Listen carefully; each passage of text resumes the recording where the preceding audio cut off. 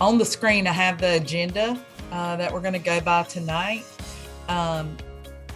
And you can find this agenda on the school system calendar if you need to get back to it, or the Facebook event has a link to it as well. But to get to the school system calendar, you go to our homepage for the school system. And if you scroll down, you can come to Bobcat Calendar. And if you go to right here, there's the link for the agenda in case you need it in the future, because the agenda has some links and resources in it that you might want to access at a later time. So the first thing that we're going to look at is the family engagement plan. I have a link here directly to the family engagement plan, but I also wanted to let you all know that if you go to our school system webpage, at the top, you'll see these links up here. If you hover over district and go down to federal programs,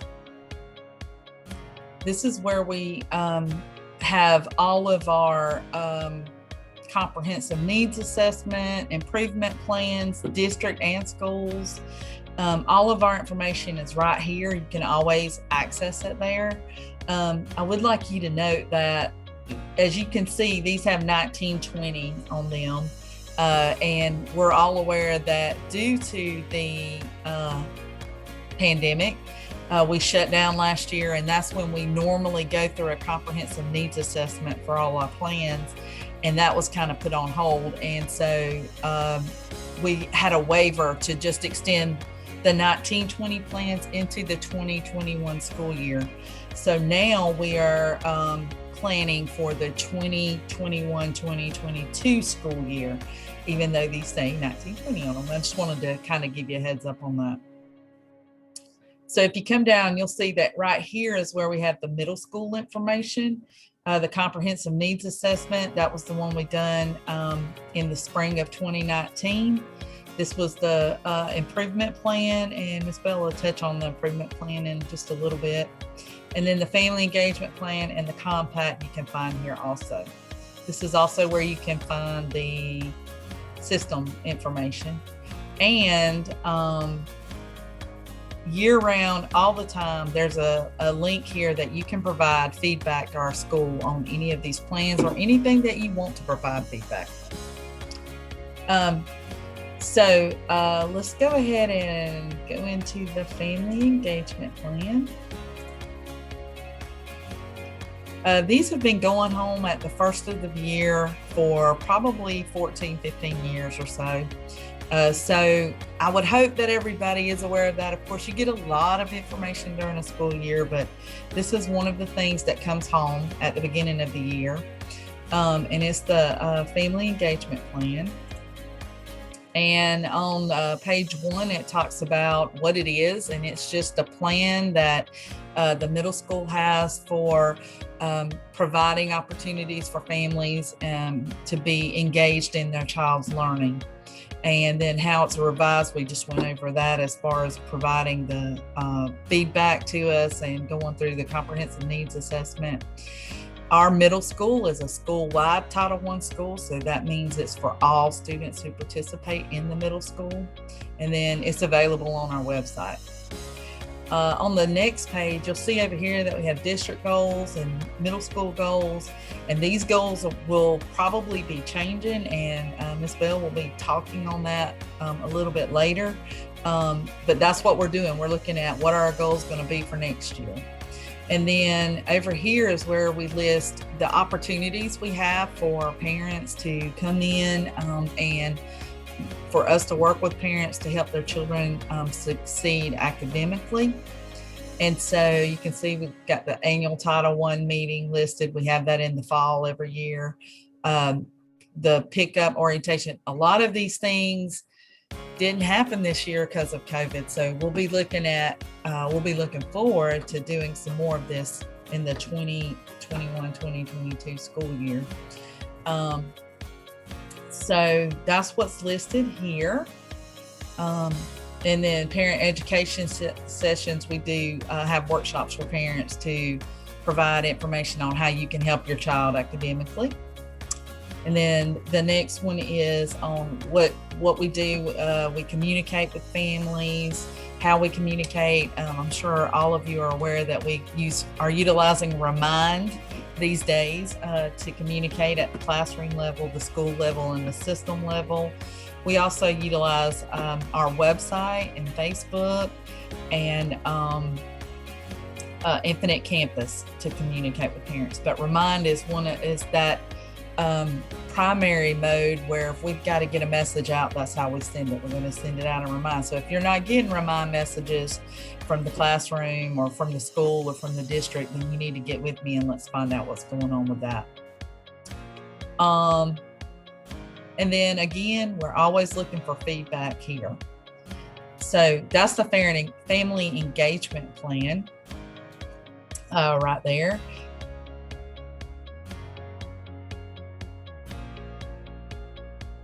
It's professional development regarding staff. And so we provide professional development for our staff in all kinds of different areas. I wanted to talk to you about the area of family engagement right now. In the past, we've provided staff development on communication with parents, developing relationships, different things like that.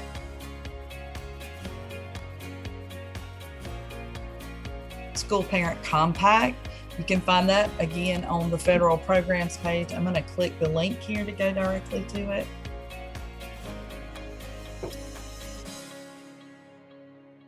The compact is, let me get it bigger so we can all read it here.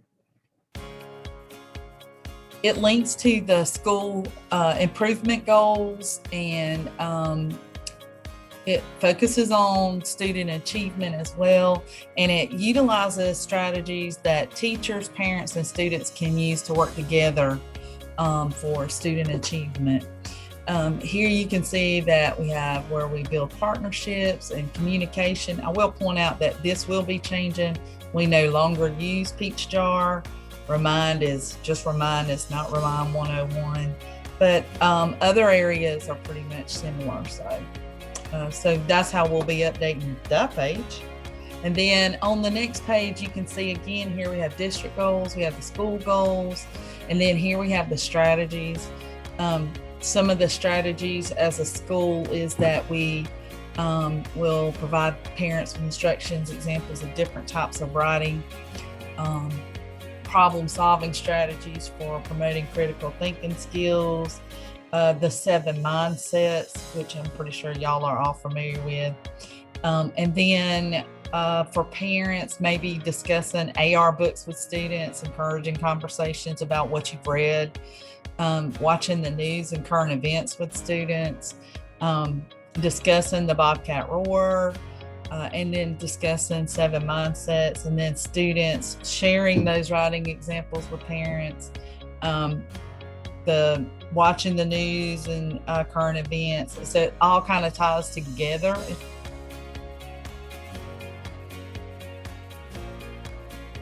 The 1% parent involvement set aside is a requirement by the federal government and our state government that 1% of our Title I money be set aside for parent involvement. Here at Early County, our district has opted to use that 1% parent involvement set aside to help offset our family engagement coordinator, Ms. Tammy Story's salary here at our district. She's a vital asset to our district and provides a lot of services to parents that we couldn't ordinarily provide without a school system family engagement coordinator.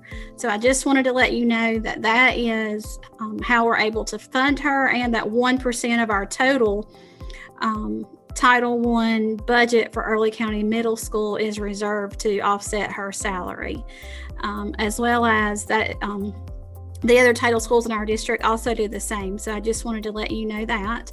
But also, what areas do you feel would be most beneficial when budgeting the parent involvement set aside? That's just a question that we wanted to pose. Any other ways that you feel like we should spend our money. So here you have several choices. In the past, we have provided family night activities. We've done educational sessions for parents, and we've also provided professional development for staff, such as the Remind training to teach staff how to better educate parents about what's going on. Ms. Tammy Story and Dr. Jennifer Brown have also conducted some poverty informed training here in our district to educate all staff members about the obstacles poverty can create. So those are some ways that we have currently used our Title I budget, 1% parent involvement Title I fund. So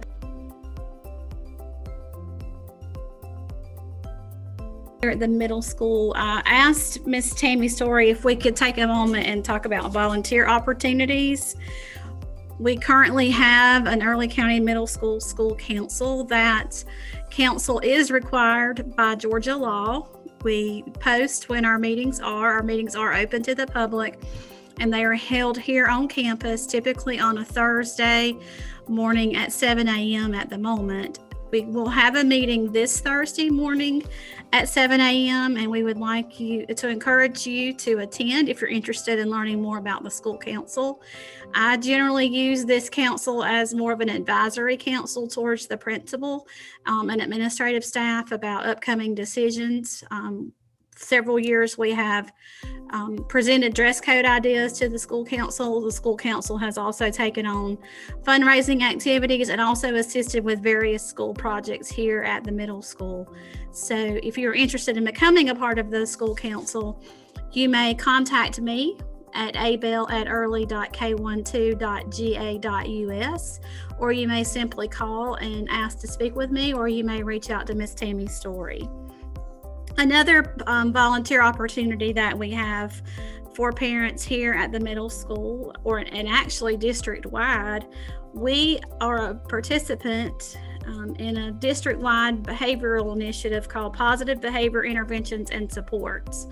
Each team has a behavioral team or PBIS team that focuses on rewarding students for following expected rules and regulations. But not only do we reward students for following rules and regulations, we also teach them proactively how to follow the rules and then reward them for doing so. So that every month our PBIS team meets and we talk about ways that students have shown good behavior for that month. We've also talked about areas that we could show improvement, and we also reward students periodically for good behavior. We encourage parents to join, and we also invite students to join. So if you're interested in becoming a part of our PBIS school team for 21-22, again, please email me abell@early.k12.ga.us, or you may reach out to Mrs. Tammy Story, our Family Engagement Coordinator, or Dr. Priscilla Yarborough, who is our system-wide PBIS coordinator. So those are just two volunteer opportunities that we have here at Early County Middle School that are available all year, and we would certainly love to have your support.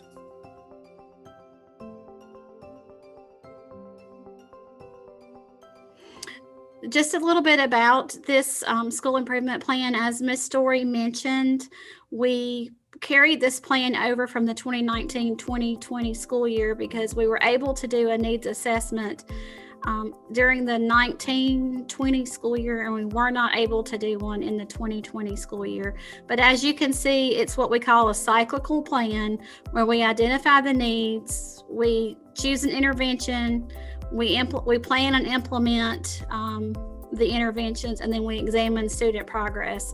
If you'll just scroll down, Ms. Story, just if you guys would like further information about our plan, you can visit our website. It tells you what our overarching needs are, who is responsible for carrying out those duties and responsibilities, and how we also measure student progress. So you can refer back to this plan. We are placing a heavy emphasis on writing, English language arts, and math.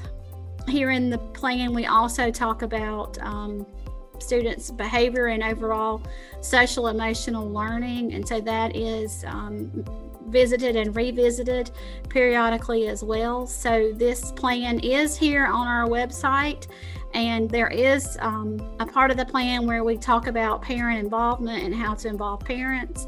And we take these meetings and the surveys and other parent feedback and talk about this plan within our school improvement team, and then decide the best way to move forward to meet the needs of the community, parents, students, and staff. So that's basically our school improvement plan in a nutshell.